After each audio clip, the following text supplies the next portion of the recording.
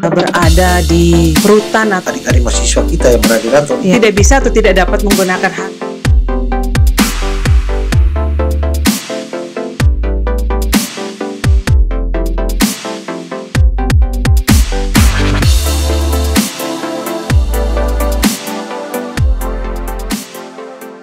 Hai teman pemilih, jumpa lagi dalam podcast Beta Pilih KPU Provinsi NTT.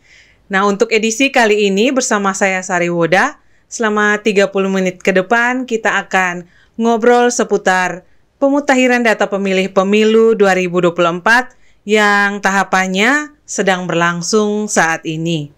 Nah, untuk itu di studio saat ini sudah hadir narasumber kita, Divisi Perencanaan Data dan Informasi, Bapak Franciscus Dias atau yang biasa disapa dengan Pak Edi. Apa kabar Pak Edi? Oh, baik-baik Bu Sari. Ya, sehat saya lihat ya. Ya, dan semoga di tengah kesibukan mengelola tahapan yang penting ini, kesehatan tetap terjaga. Nah, Bapak, bicara soal data pemilih itu memang selalu menarik ya. Dan kita tahu sendiri kalau pemutahiran data pemilih itu adalah tahap urgen dan bisa dibilang sangat urgen karena punya pengaruh atau dampak yang sangat besar bagi berlangsungnya tahapan-tahapan pemilu selanjutnya. Nah, Bapak, kita tahu bersama sejak tanggal 12 Februari sampai dengan 14 Maret nanti kita berada dalam masa coklit yang dilakukan oleh Pantarlih. Nah, mungkin bisa dijelaskan sedikit kepada teman pemilih yang mungkin saat ini rumahnya belum didatangi oleh Pantarlih. Seperti apa proses coklit itu, Pak? Ya, baik, terima kasih Ibu Sari, teman pemilih yang saya hormati, selamat sore. Salam jumpa dengan kami. Ya, berkaitan dengan data pemilih, sesungguhnya kalau kita pahami secara baik dalam sistem kepemiluan kita, selain peserta pemilu yang harus dilayani oleh KPU sebagai penyelenggara pemilu, juga harus melayani pemilih. Apalah artinya peserta pemilu yang terdiri dari partai politik, pasangan calon presiden dan wakil presiden, tetapi tidak ada pemilih. Karena itu, sesuai dengan undang-undang kepemiluan, maka pemilih itu harus disiapkan. Dengan cara apa? Didaftarkan. Yeah. Nah, karena salah satu syarat untuk bisa menggunakan hak pilih adalah pemilih harus didaftarkan dengan tentunya memperhatikan daftar pemilih yang akurat. Karena itu dalam rangka pelaksanaan pemilihan umum tahun 2024, maka sejak 14 Desember 2022 yang lalu, kita sudah memasuki tahapan pemutakhiran data pemilih, di mana di saat itu tanggal 14 Desember KPU RI menerima data DP4, data penduduk potensial pemilih-pemilu dari Kemendagri. Kemudian data dimaksud disinkronkan oleh KPU RI, lalu diturunkan ke KPU Kabupaten Kota. Ya. Untuk apa? Untuk penyusunan daftar pemilih ya, per TPS. Nah, dari data sinkron itu ada sejumlah 4.019.598 pemilih yang oleh KPU Kabupaten Kota didistribusikan ke TPS-TPS, sehingga kemarin sebelum dilakukan coklit ada 16.632 TPS yang dihasilkan oleh KPU Kabupaten untuk perekrutan Pantarlih. Pantarlih itu petugas pemutakhiran data pemilih. Nah, petugas inilah yang akan melakukan coklit yang kepanjangannya pencocokan dan penelitian. Nah, dari rumah ke rumah. Betul. Nah, untuk masa kerjanya itu kurang lebih 1 bulan, mulai tanggal 12 Februari kemarin dan akan berakhir tanggal 14 Maret tahun 2023 ini. Nah, kembali ke apa yang disampaikan atau ditanyakan oleh Usari tadi. Teman-teman pemilih, kita berharap saat ini teman-teman Pantarlih, petugas pemutakhiran kita, sudah mulai melakukan proses pendataan dari rumah ke rumah. Nah, memang kita tahu situasinya sekarang, Ibu, hujan ya Ibu, kadang angin, ya kasihan juga teman-teman Pantarlih itu. Tapi ya karena memang tugas dan kewajiban mereka untuk melayani dan mendata pemilih, maka ya mau tidak mau mereka harus menjalankan tugas. Nah, apa yang sudah dilakukan oleh teman-teman Pantarli saat ini? Ya kurang lebih sudah 10 hari ya Pak mereka bekerja. Kalau hitung sampai dengan hari ini kurang lebih 16 hari. Oh iya, sudah 16 hari. Sejak tanggal 12 Februari kemarin ya. Jadi sudah 16 hari mereka melakukan coklit dari rumah ke rumah. Dan yang paling penting ini ya teman-teman pemilih, apa yang dilakukan oleh Pantarli di rumah. Ya, yang pertama itu teman-teman Pantarli ini kan dibekali dengan dokumen data pemilih ya, data pemilih hasil sinkron yang tadi saya jelaskan. Kemudian ketika di rumah mereka tentunya membutuhkan data dukungan, yaitu berupa KTP elektronik dan kartu keluarga. Untuk apa? Untuk dicocokkan di dalam daftar pemilih tadi.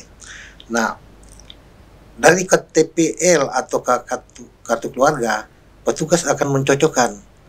Oh, NIK, NKK pemilih, nama, tempat tanggal lahir, jenis kelamin, status disabilitas. Nah, itu dimintakan semua dari pemilih yang bersangkutan berdasarkan data kependudukan. Nah, kalau cocok semua elemen datanya, maka akan diberi tanda centang atau sesuai gitu ya. Nah, jadi lagi-lagi Ibu Sari dan teman pemilih sekalian, pendata ini berbasis de jure, artinya Pantarli mendata pemilih itu berdasarkan alamat yang ada di KTPL. Sehingga pertanyaannya, bagaimana dengan pemilih yang berdomisili tidak sesuai dengan alamat KTP. Nanti saya kira akan kita bahas lagi di sesi berikutnya. Tetapi yang penting sekarang, selain mencocokkan dokumen kependudukan dengan data pemilih tadi, yang salah satunya pertama itu mencentang bagi yang cocok memenuhi syarat. Lalu kemungkinan kedua itu bisa saja pemilih yang ada dalam daftar pemilih itu sudah tidak memenuhi syarat lagi. Nah, apa saja yang tidak memenuhi syarat? Misalnya sudah meninggal dunia.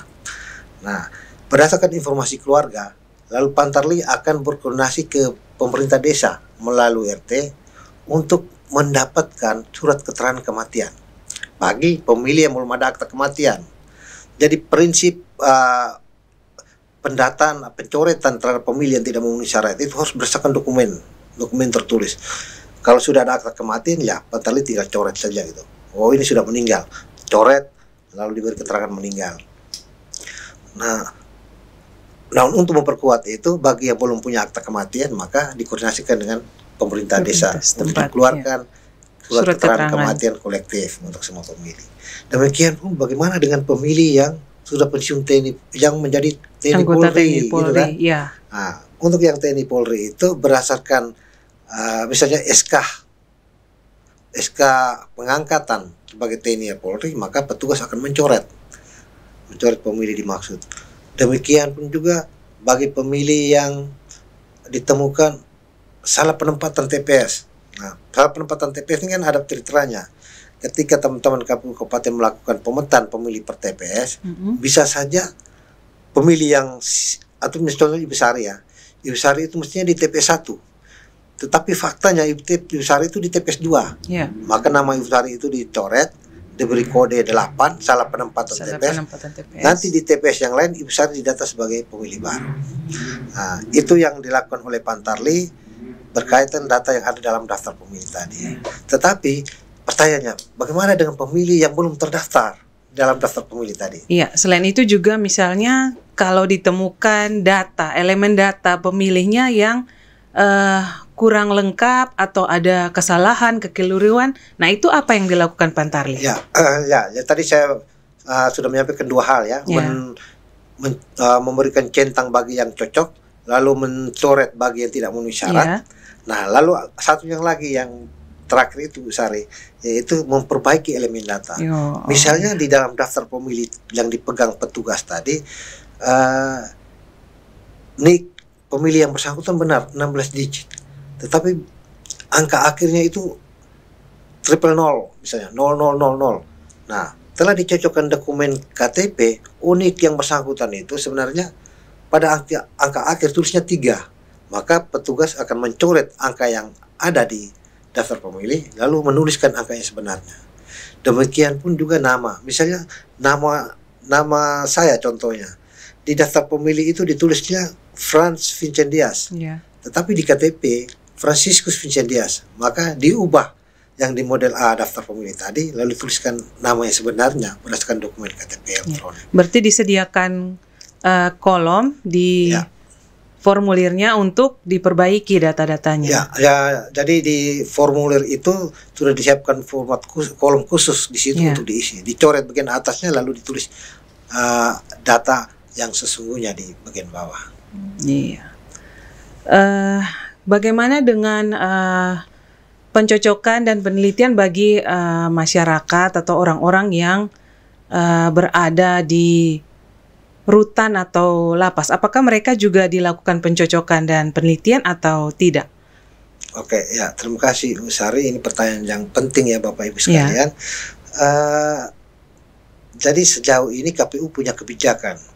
Berkaca kepada pengalaman pemilu-pemilu sebelumnya, maka kali ini sudah ada kebijakan di peraturan KPU bagaimana melayani pemilih di lokasi-lokasi khusus.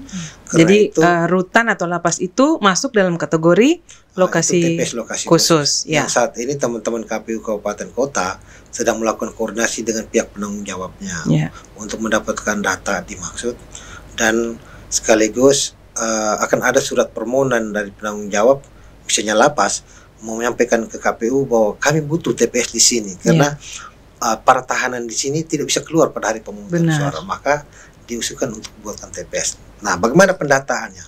Nah, pola pendataan untuk ketentuan TPS lokasi khusus bukan dengan coklat ya Pak? Bukan dengan coklat. Jadi di TPS reguler yang ada tetap didata.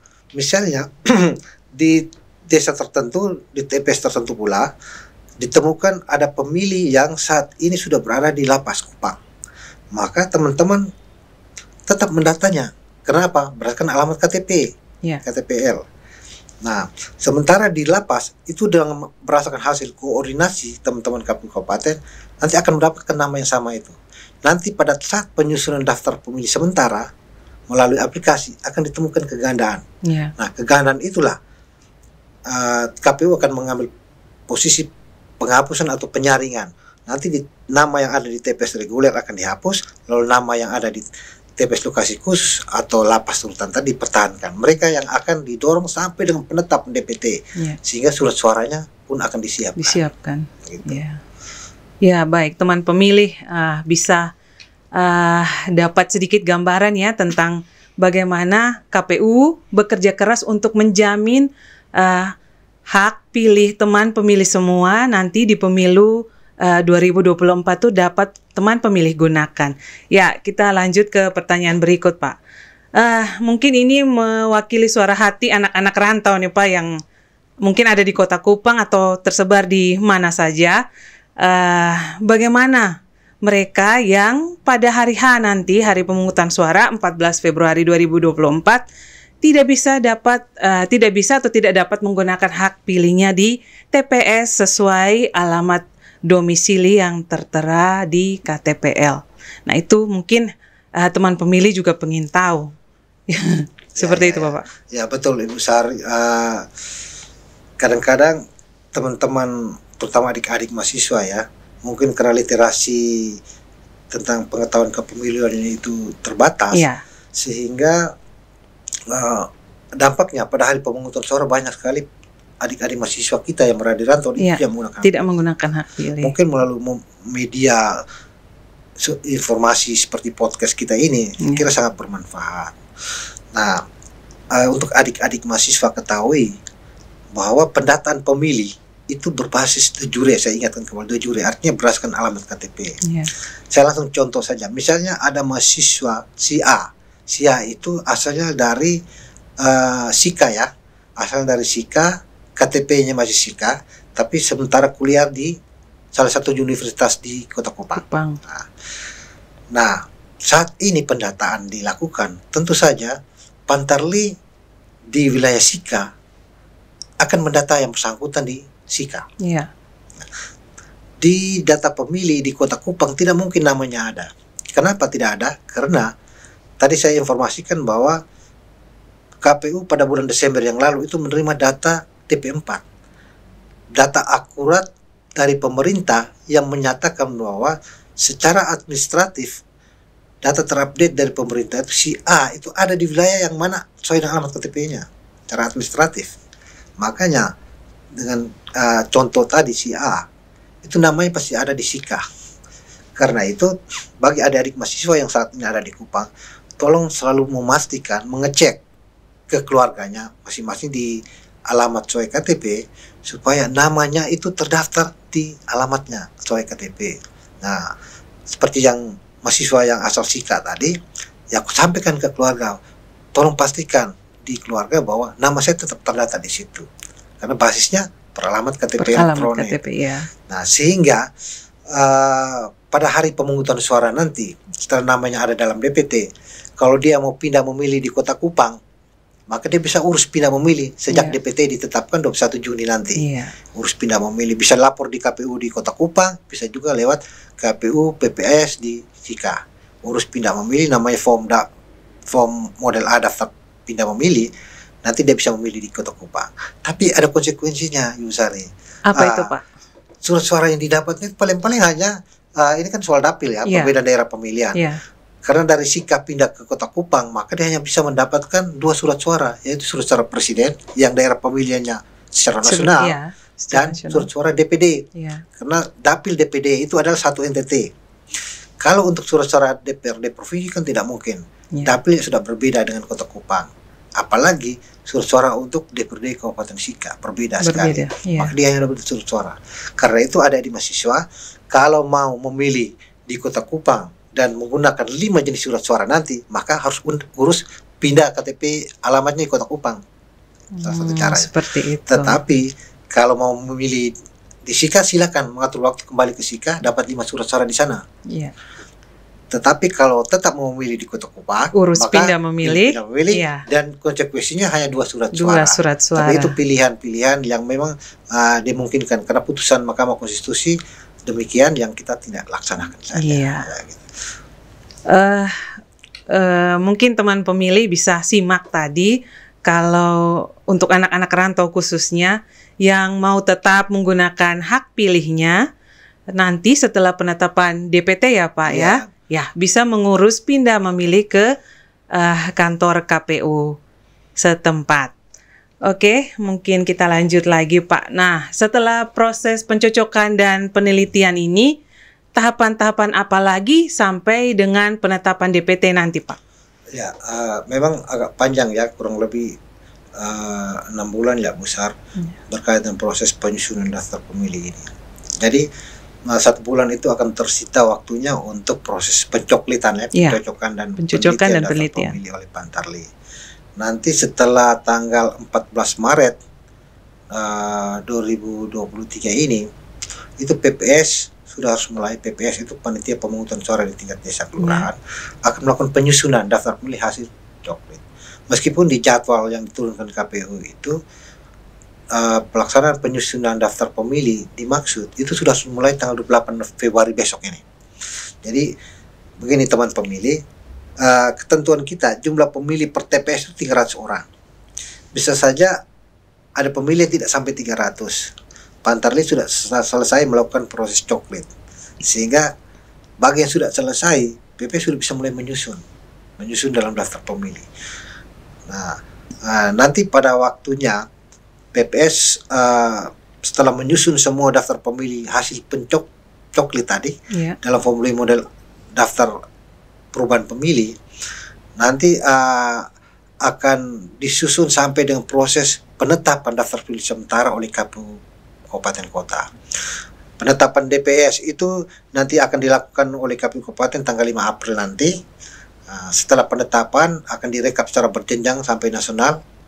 Tetapi setelah DPS ditetapkan itu, maka mulai tanggal 12 sampai dengan 25 April itu sudah mulai pengumuman daftar pemilih sementara. Nah, pada saat pengumuman itulah kita harapkan partisipasi aktif dari masyarakat. Nah, partisipasi aktifnya seperti apa, Bapak? Ya, nanti kan teman-teman KPU Kabupaten dan seluruh jajaran sampai di tingkat desa akan mengumumkan Misalnya ada melalui menempelkan di desa kelurahan, ada juga papan yang pengumuman, pengumuman, ya. ada juga menggunakan aplikasi. Ya. Silakan dicek Ya. betul tidak nama itu sudah terdaftar atau belum. Kalau belum terdaftar, silakan melaporkan untuk didata berdasarkan dokumen kependudukan. Ya. Atau misalnya ada keluarga yang melihat, saya punya anggota keluarga sudah meninggal tapi belum dicoret, silakan dilaporkan untuk dicoret. Sehingga menuju DPT nanti daftar pemilih kita itu betul-betul akurat dan termutakhir. Ya. Nah, setelah DPS diumumkan, lalu misalnya ada tanggapan masukan dari masyarakat, akan dilakukan perbaikan lagi oleh PPS sampai dengan nanti ada proses rekap dan penetapan DPS HP daftar pemilih sementara hasil perbaikan. Itu tanggal 11 sampai 12 Mei ya. 11 sampai 12 Mei di tingkat kabupaten. Lalu mekanismenya sama, setelah ditetapkan data itu akan diturunkan kembali lalu diumumkan untuk buka ruang partisipasi masyarakat untuk memberikan masukan. Jadi sudah dua lapis ini prosesnya. Nah, jika masih ada masukan tanggapan, PPS akan melakukan perbaikan penyesuaian kembali terhadap data yang diumumkan. Nah, setelah itu akan berproses lagi perbaikannya, direkap berjenjang ke kecamatan sampai naik ke kabupaten. Nah, di tingkat kabupaten paling lama tanggal 21 Juni KPU Kabupaten akan merekap DPS HP tadi dan menetapkan jadi DPT, daftar pemilih tetap. Daftar pemilih tetap ini yang akan menjadi acuan bagi KPU Kabupaten Kota maupun provinsi dalam rangka mengelola logistik kepemiluan. Misalnya, berapa surat suara yang dibutuhkan untuk pemilih berdasarkan jumlah daftar pemilih tetap. Dan kita harapkan daftar pemilih tetap yang ditetapkan itu tidak lagi mengalami perubahan sebagaimana pengalaman 2019. Ada DPT HP 1, DPT HP 2 sampai DPT HP 3. Kita mau berharap dan kami mengharapkan dukungan dari semua pihak untuk selalu memberikan masukan perbaikan sehingga cukup sekali daftar pemilih tetap ditetapkan dan selanjutnya kita berkonsentrasi kepada tahapan-tahapan selanjutnya. Gitu Ibu. Mungkin penekanannya adalah pada ruang partisipasi masyarakat dalam bentuk masukan nanti di tahap setelah penetapan DPS dan juga DPT, DPS HP dan dua ranah itu DPS dan DPS HP. Oke Pak, mungkin ada sedikit saran atau masukan bagi masyarakat umum dan juga khususnya pemilih di Nusa Tenggara Timur untuk berperan atau berpartisipasi dalam mengawal proses atau tahapan pemutahiran data pemilih ini, Pak. Ya, yang pertama kita sampaikan bahwa pendataan pemilih ini berbasis de jure, artinya berdasarkan alamat KTPL.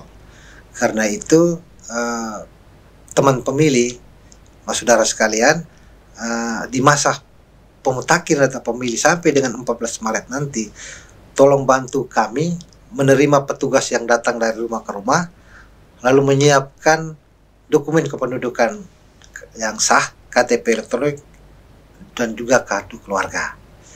Nah, kemudian silakan memberikan informasi yang akurat kepada petugas kami supaya mereka bisa mendata dengan baik dan benar terhadap data pemilih kita.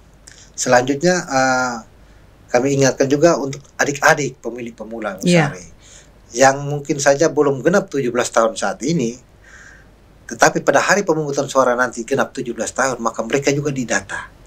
Mereka didata dengan apa? Menggunakan kartu keluarga. Dari petugas akan minta kartu keluarga, lalu dicatat semua elemen datanya secara lengkap. Nanti di daftar pemilih itu status KTPL-nya B, artinya belum memiliki KTP elektronik.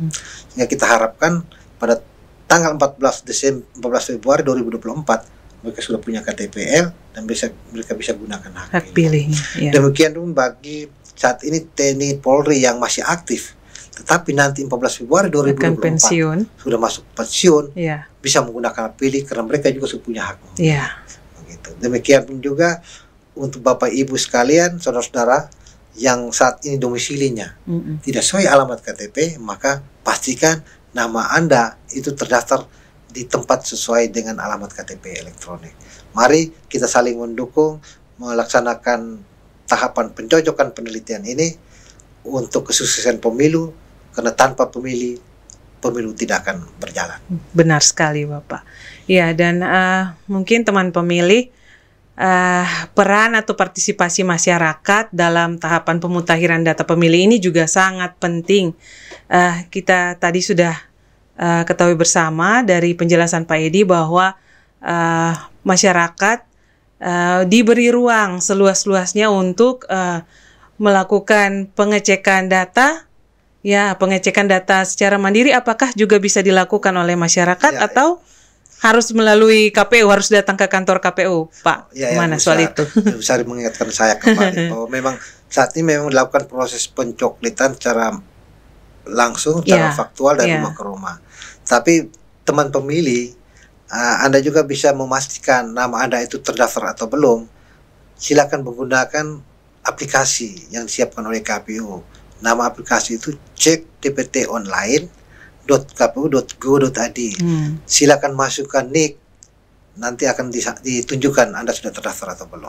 Kalau belum terdaftar, manfaatkan momentum pendaftaran saat ini untuk terdaftar. Tapi kalau sudah terdaftar, yakinlah dan selalu kontrol bahwa nama Anda itu tetap terdaftar.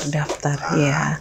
Jadi masyarakat juga harus proaktif ya Pak. Ya, jangan di rumah di rumah buka aplikasi di Android saja. Ya. Ketik cek.dptonline.kpu.go.id, sudah langsung masuk dan bisa mengecek. Nah, saya ada di TPS berapa nanti? Ada berapa juga sudah ada. Sudah ada, iya. Oke Pak, saya rasa banyak sekali informasi yang sudah Bapak Edi bagikan untuk teman pemilih sekalian, dan semoga informasi dalam podcast kali ini bermanfaat untuk kita semua. Ya, terima kasih Pak Edi sudah meluangkan waktunya di tengah kesibukan yang padat, bisa berbagi informasi bersama teman pemilih sekalian. Dan akhir kata, saya Sariwoda bersama narasumber Pak Edi Dias pamit dari ruang podcast Beta Pilih KPU Provinsi NTT, dan sampai jumpa di edisi podcast selanjutnya.